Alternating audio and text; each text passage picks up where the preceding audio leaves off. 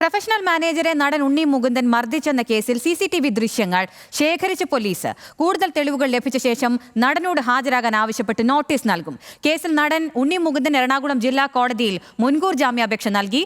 ആരോപണങ്ങൾ വ്യാജമാണെന്നും വിപിനെ മർദ്ദിച്ചിട്ടില്ലെന്നും ഉണ്ണി മുകുന്ദൻ ഫേസ്ബുക്ക് പോസ്റ്റിൽ വ്യക്തമാക്കി.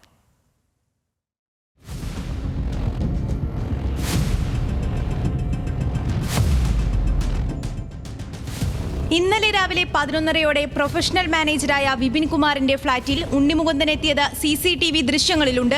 ഇരുവരും തമ്മിൽ സംസാരിക്കുന്ന ദൃശ്യവും വിപിൻ കുമാറിന്റെ കയ്യിൽ ഉണ്ണി മുകുന്ദൻ പിടിക്കുന്നതും സൺഗ്ലാസ് പൊട്ടിക്കുന്ന ദൃശ്യങ്ങളും പോലീസ് ശേഖരിച്ചു.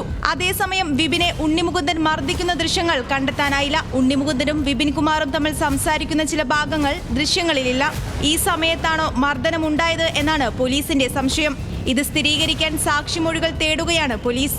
കാക്കനാടുള്ള ഫ്ളാറ്റിലെത്തി ഉണ്ണി മുകുന്ദൻ മർദ്ദിക്കുകയും അസഭ്യം പറയുകയും ചെയ്തെന്നാണ് വിപിൻ കുമാറിന്റെ മൊഴി. മറ്റൊരു നടന്റെ സിനിമയെ പ്രകീർത്തിച്ച് പോസ്റ്റിട്ടതാണ് പ്രകോപനത്തിന് കാരണമെന്നും മൊഴിയിൽ പറയുന്നു. ഞാൻ 6 വർഷമായിട്ട് ഉണ്ണിയോട് വർക്ക് ചെയ്യുന്നുണ്ട്.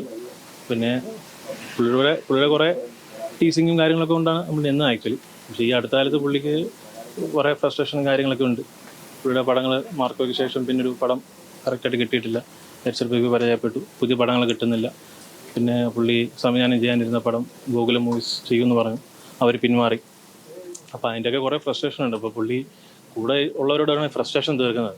അതേസമയം വിപിന്റെ ആരോപണങ്ങൾ തള്ളി ഉണ്ണി മുകുന്ദൻ രംഗത്ത് വന്നു. വിപിൻ കുമാർ തന്റെ അവസരങ്ങൾ ഇല്ലാതാക്കാൻ ശ്രമിച്ചുവെന്നും ഭീഷണിപ്പെടുത്തിയെന്നും ഉണ്ണി മുകുന്ദൻ ഫേസ്ബുക്കിൽ കുറിച്ചു.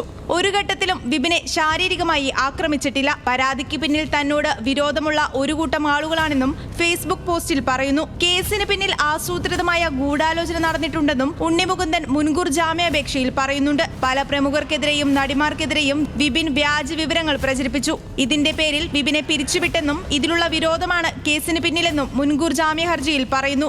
ന്യൂസ് മലയാളം, കൊച്ചി.